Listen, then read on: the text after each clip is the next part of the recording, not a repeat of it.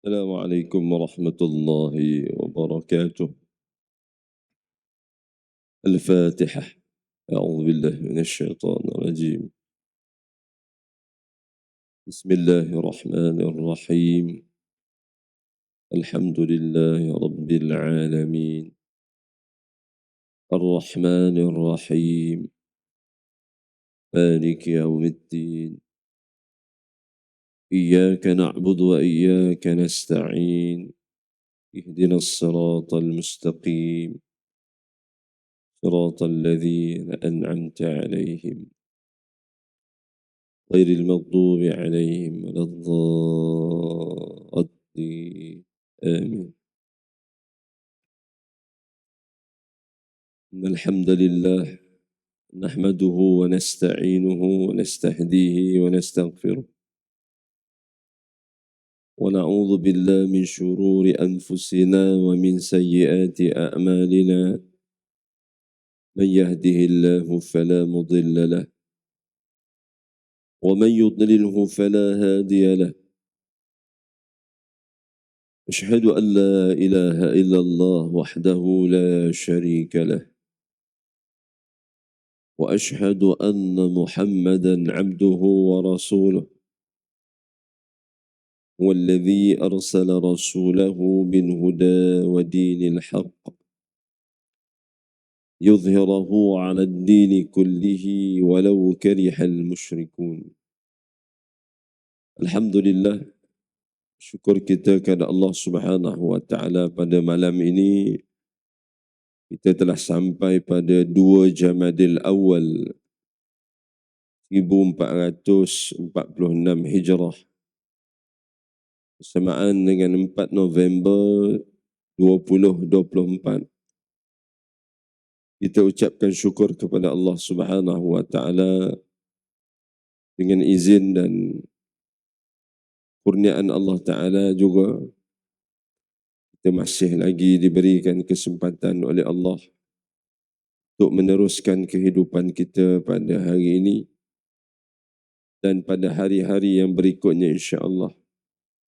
Dan mudah-mudahan Allah Subhanahu wa taala mencurahkan taufik dan hidayahnya kepada kita untuk terus-menerus melakukan ketaatan kepada Allah.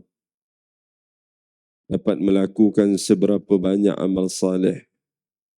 Mudah-mudahan ia menjadi bekalan kita yang ampuh di akhirat kelak insya-Allah. Kita sambung pengajian kita berkenaan qalbun salim. Hati yang sejahtera ini didambakan oleh orang mukmin, orang-orang yang yakin dengan perintah Allah Subhanahu wa taala dan janji-janji Allah Subhanahu wa taala kepadanya. Untuk mendapat hati yang sejahtera ini di dunia dan di akhirat, Allah Subhanahu wa taala dan Nabi sallallahu alaihi wasallam menggariskan beberapa sifat ataupun perkara yang terpuji yang manusia kena ada dalam hatinya. InsyaAllah pada malam ini kita akan membincangkan satu cabang daripada qalbun salim. Hati yang sejahtera itu salah satunya ada satu sifat yang disebut sebagai qanaah. Sifat qanaah. Qanaah ini disebutkan oleh Nabi sallallahu alaihi wasallam dalam banyak hadis Nabi sallallahu alaihi wasallam. Berasal daripada perkataan qanaah. Artinya adalah merasa cukup, merasa puas, rela terhadap apa-apa yang diberikan dan tidak meminta-minta. Ini maksud asal qanaah itu, kita rasa cukup, rasa puas dengan apa yang kita ada, rela terhadap apa-apa yang diberikan kepada kita dan tidak meminta-minta. Secara istilahnya ini disebut sifat qanaah ini merasa cukup atas apa yang telah dikurniakan Allah Subhanahu wa taala kepada diri seorang hamba itu. Dia rasa cukup atas kurniaan Allah Ta'ala kepada dia sejak dia lahir sehinggalah ke saat ini. Apa saja nikmat yang diberikan oleh Allah Ta'ala kepada dia, dia rasa cukup dan tidak timbullah perasaan tidak puas, tidak meminta-minta, tidak reda terhadap apa yang diberikan oleh Allah Subhanahu wa taala kepadanya. Sebab itu tuan-tuan, dengan sifat qanaah ini, sifat merasa cukup dengan apa yang Allah Taala beri kepada kita ini, dia boleh membantu kita mampu menjauhkan kita daripada sifat tamak. Sifat tamak. Sifat tersebut iaitu sifat qanaah itu berdasarkan pemahaman bahawa dia faham dan dia yakin dan dia percaya rezeki yang didapatkan itu ataupun apa yang Allah Ta'ala berikan padanya itu sudah menjadi ketentuan daripada Allah Subhanahu wa taala dengan syarat dia berusaha. Usahanya itu itqan, sungguh-sungguh, bukan buat main-main ataupun sambil lewa.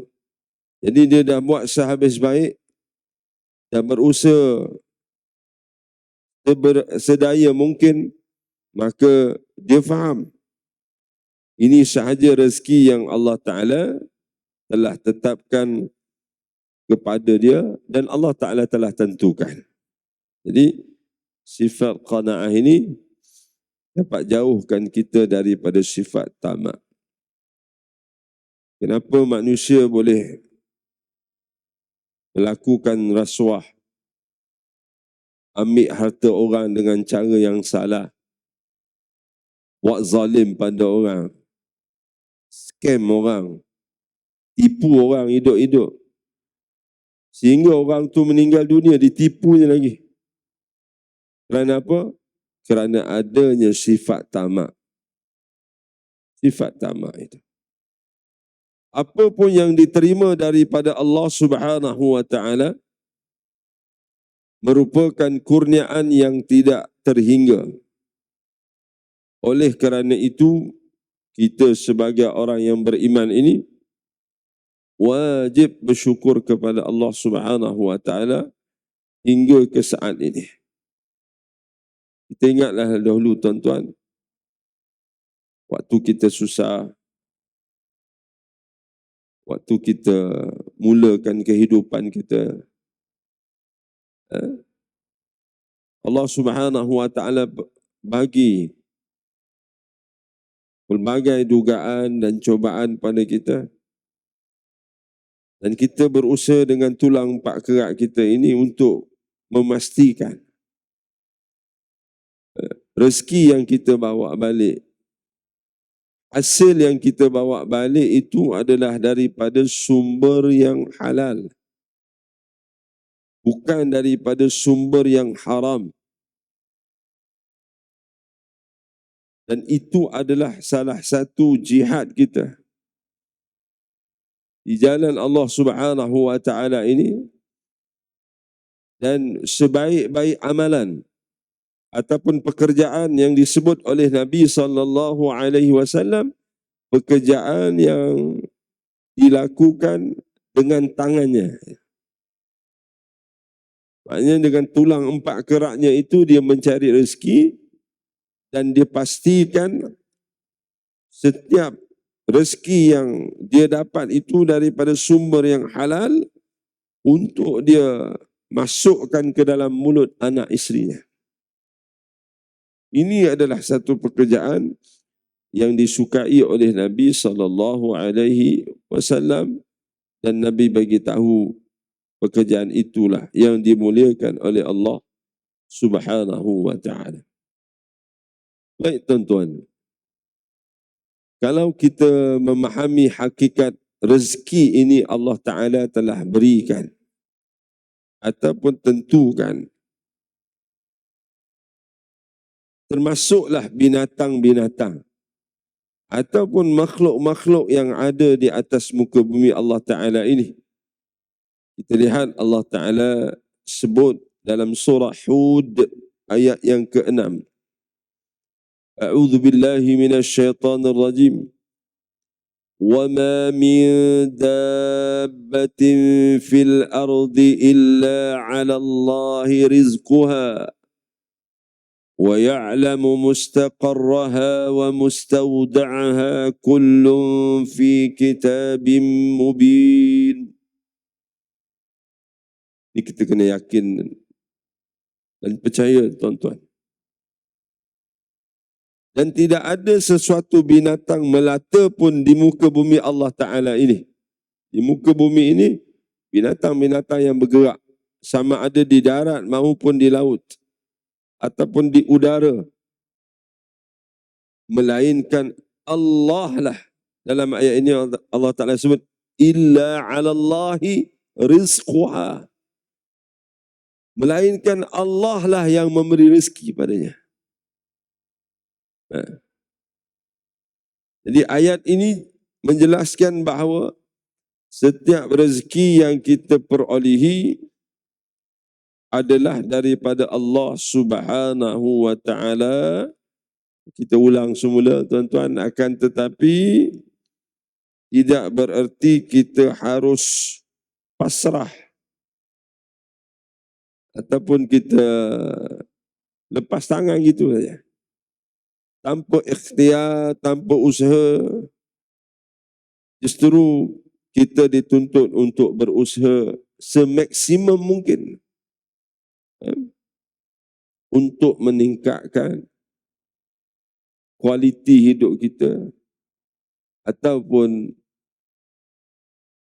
cara hidup kita ini. Baik. Sifat qanaah ini iaitu merasa cukup dengan apa sahaja yang Allah Ta'ala beri kepada kita, tidak membuatkan seseorang itu mudah putus asa atas ujian dan cubaan yang Allah Ta'ala berikan pada dia.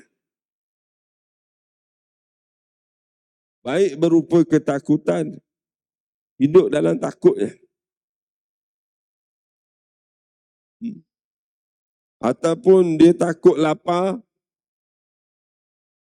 ataupun bencana yang menimpanya, banjir ke, kebakaran ke, kecurian ke, maupun kekurangan harta benda. Yang ini manusia takut.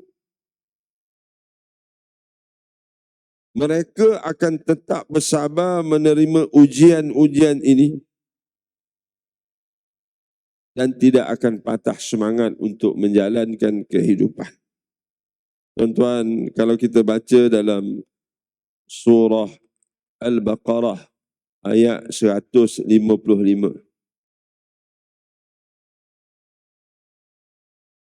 وَلَنَبْلُوَنَّكُمْ بِشَيْءٍ مِّنَ الْخَوْفِ وَالْجُوعِ وَنَقْصٍ مِّنَ الْأَمْوَالِ وَالْأَنفُسِ وَالثَّمَرَاتِ وَبَشِّرِ الصَّابِرِينَ. Ini janji Allah Ta'ala, sunnatullah, fitrah di atas muka bumi ini. Allah Ta'ala kata, sesungguhnya kami akan berikan cubaan kepada kamu. Kami akan duga kamu. Yang pertama, al-khawf, ketakutan. Takut. Macam-macam kan perasaan takut kita. Dari banyak sudut kita rasa takut. fikir yang itu, fikir yang ini dan sebagainya. Dan berhampiran dengan tuan-tuan dan puan-puan ini, sekarang ini banyak pula kes kecurian, pecah rumah yang saya dapat khabar daripada sahabat-sahabat saya. Jadi penduduk-penduduk setempat, KRT masing-masing ini bergile-gile jaga setiap malam buat rondaan. Takut. Satu. Yang kedua kata Allah Subhanahu wa taala, kami uji kamu dengan wal-ju', dengan kelaparan. Takut tak makan. Takut tak cukup makan. Buktinya apa tuan-tuan? Zaman sekarang ini banyak kedai 24 jam. Zaman dulu mana ada? 24 jam. Buka. Sebab orang takut fikir pasal makan. Tak cukup makan. Dulu kita makan nasi lemak pagi-pagi. Sekarang malam pun makan nasi lemak. Tak kira. Jadi manusia ni takut kepada kelaparan. Itu yang kedua. Yang ketiga, Allah Ta'ala akan uji wa naqsim minal amwal. Kami akan cuba kamu, duga kamu dengan kekurangan harta benda kamu. Takut harta berkurang. Hari-hari cek online. Maybank to you. Tengok angka tu sama tak macam tadi. Padahal baru cek 2 minit lepas. Takkan berkurang. Takut amountnya kena scam. Contoh. Dan Allah Ta'ala sebut wa naqsim minal amwal wal anfus. Dan Allah Ta'ala akan duga jiwa kamu. Uji hati kamu itu. Wathamarat, dan buah-buahan.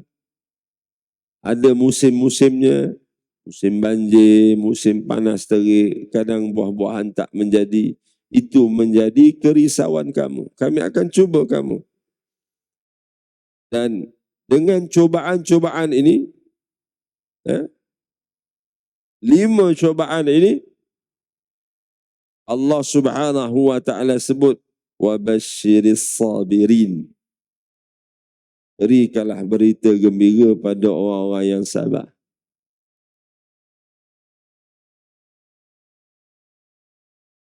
Dan ayat yang seterusnya Allah Ta'ala ajar kita. Apabila ditimpa musibah, alladzina idza asabathum musibatun qalu inna lillahi wa inna ilaihi raji'un. Jadi orang-orang yang sabar ini, Allah Ta'ala ajar mereka apabila menghadapi ujian-ujian yang sebegini, Allah Ta'ala hajar satu lafaz, inna lillahi wa inna ilaihi raji'un. Ini baca ni tuan-tuan. Ini tanda orang yang bersabar dengan dugaan-dugaan Allah Subhanahu wa taala kepadanya. Bukan kematian saja sebut innalillah. Aksiden ke, rumah terbakar, rumah kena rompak, apa sahajalah dugaan-dugaan itu, maka Allah Ta'ala ajar kita untuk selalu sebut inna lillahi wa inna ilaihi raji'un. Orang yang memiliki sifat qanaah, merasa cukup dengan apa yang dia dapatkan walaupun sedikit. Dengan demikian, hati mereka itu akan menjadi tenang dan jauh dari sifat ketamakan. Allah Ta'ala jauhkan dia daripada sifat tamak. Dan yang paling utama di akhir zaman ini adalah ketenangan jiwa. Bila kita rasa cukup dengan apa yang Allah Ta'ala berikan.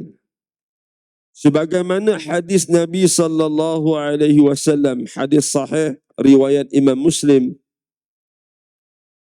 menjelaskan bahawa seseorang yang dapat melaksanakan hidup dengan sifat qanaah, maka ia termasuk orang-orang yang beruntung.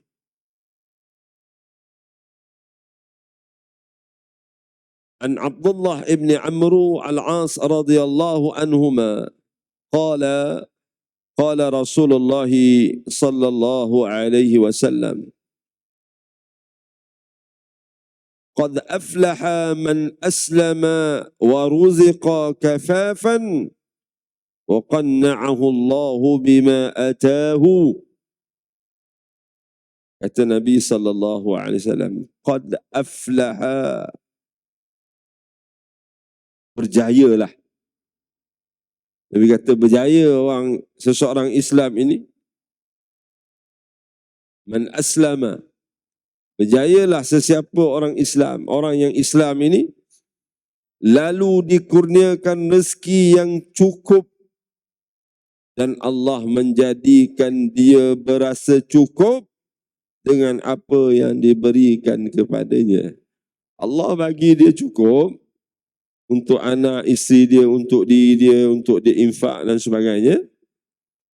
Dalam masa yang sama Allah Ta'ala bagi sifat dalam hatinya itu berasa cukup dengan apa yang Allah Ta'ala bagi pada dia. Ini dua nikmat.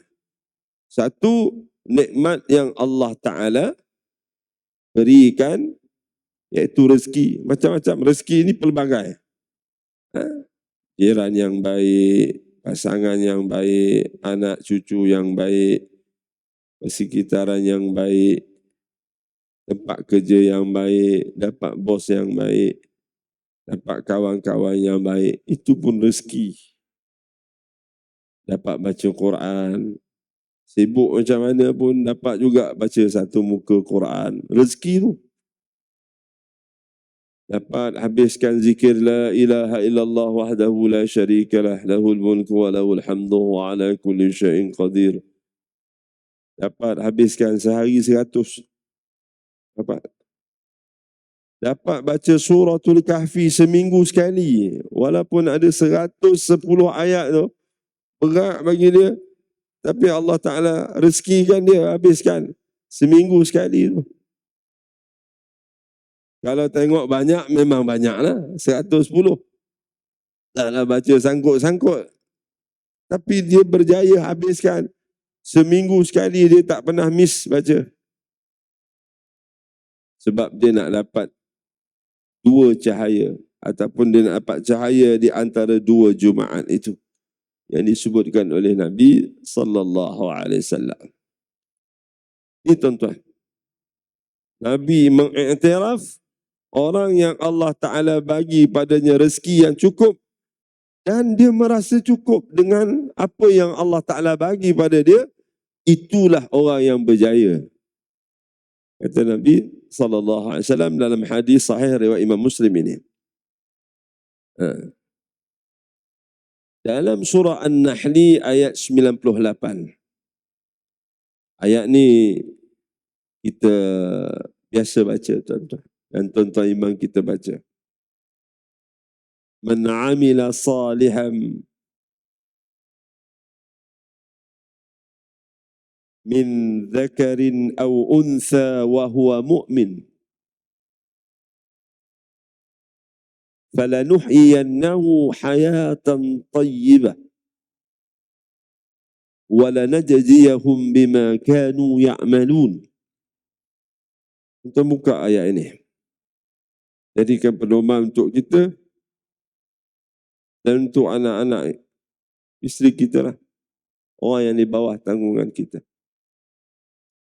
Ini janji Allah. Man amila saliha. Sesiapa yang beramal salih. Min dzakarin au untha. Sama ada dia lelaki maupun perempuan, dia buat amal yang baik. Wa huwa mu'min. Dan waktu dia beramal salih itu, dia buat amal salih itu, dia beriman pada Allah. Dia bukan ikut-ikutan, dia buat amal itu. Bukan dia buat sebab manusia nak tunjuk dia ni hebat, dia ni lebih baik. Ataupun ada unsur-unsur takabur, tak ada. Dia buat amal salih itu kerana Allah Ta'ala perintah dia buat. Dia salat 5 waktu ini. Dia salat sebab dia tahu ini perintah Allah Ta'ala yang wajib aku dirikan. Maka dia dirikan salat bersungguh-sungguh. Dia jaga semua ketertiban salatnya itu. Maka lelaki ataupun perempuan yang melakukan amal salat dan dia beriman kepada Allah, taat perintah Allah, yakin dengan janji-janji Allah, janji Allah dekat dunia, falanuhyiyannahu hayatan tayyibah. Kami akan hidupkan dia dengan kehidupan yang baik. Ni tuan-tuan, kunci nak hidup bahagia, nak hidup baik, buat amal saleh dan beriman pada Allah.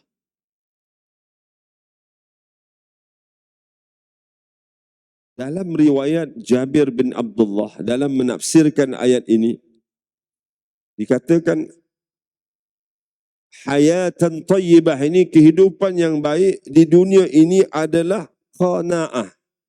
Merasa cukup dengan apa yang Allah Ta'ala bagi, itulah kehidupan yang baik. Dan dia mengatakan bahawa Rasulullah sallallahu alaihi wasallam bersabda, qanaah adalah harta simpanan yang tidak pernah habis. Kita rasa cukup dengan apa yang kita ada. Dan ada lebihan-lebihan itu kita infak pada jalan Allah. Sedekah kita tak lupa. Kita sekolahkan anak-anak kita. Bagi orang makan. Ini semua cabang-cabang yang disebut sebagai simpanan yang tidak pernah habis bagi orang yang ada sifat qanaah ini. Bila kita meninggal dunia pula, satu hari nanti, anak-anak kita ini pula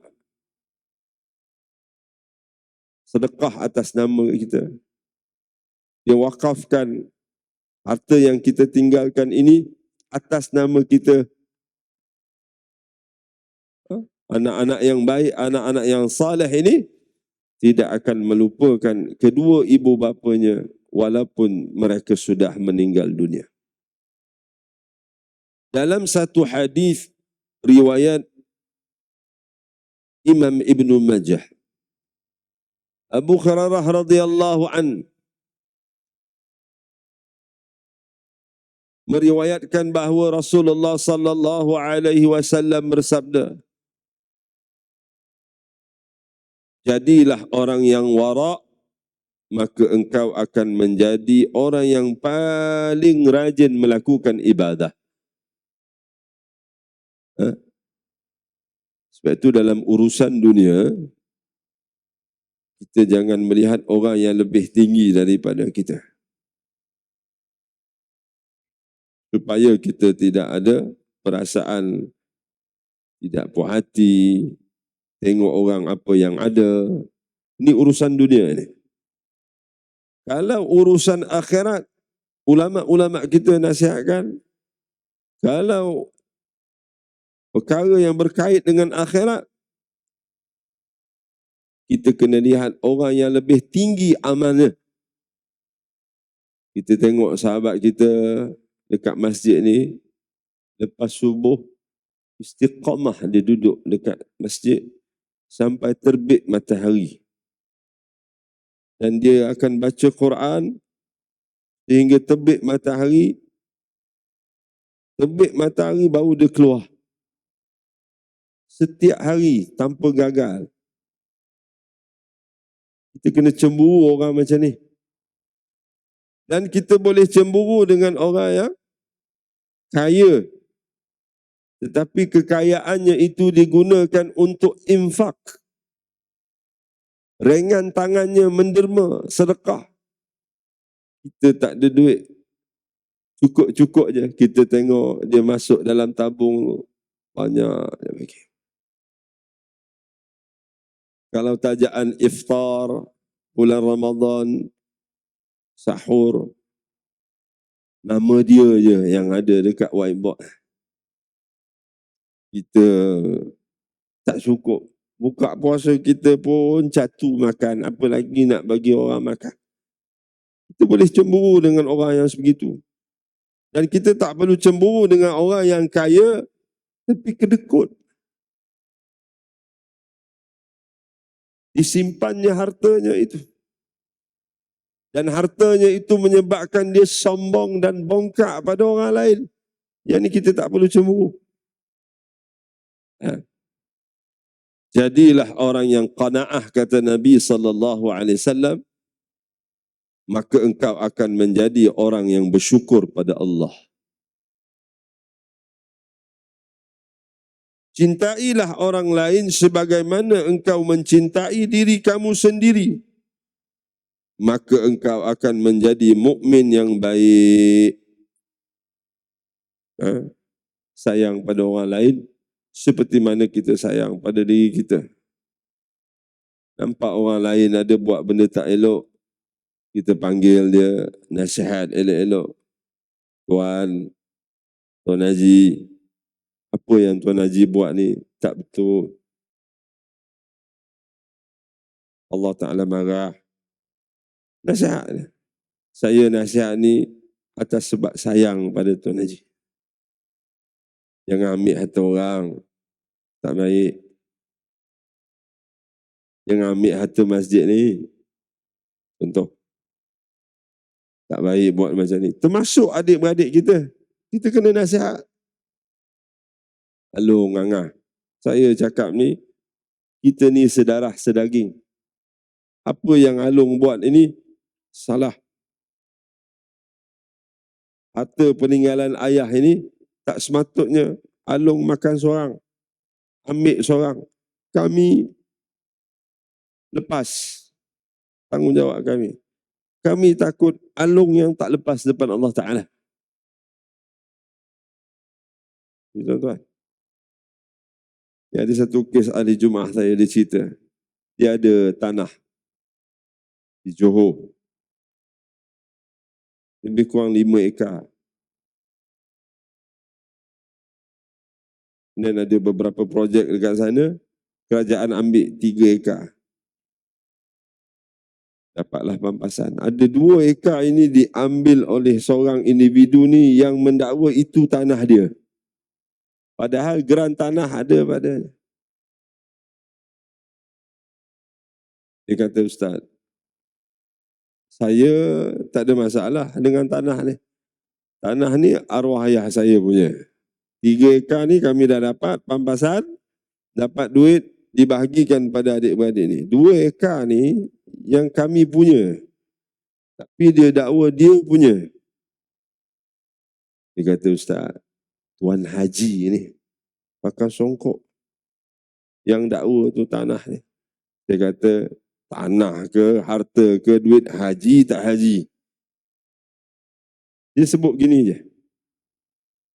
Kami adik-beradik selesai di dunia ini.